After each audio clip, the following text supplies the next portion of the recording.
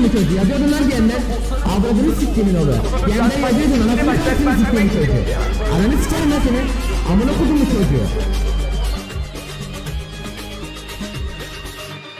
Fetch me this!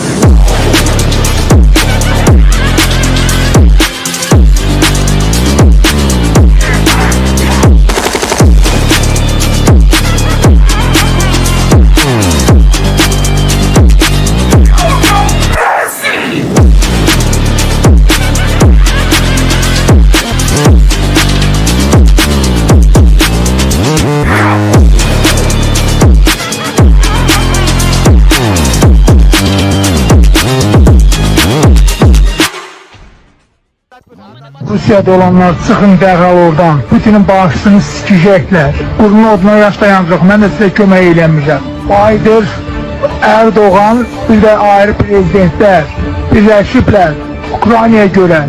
Çıxın oradan.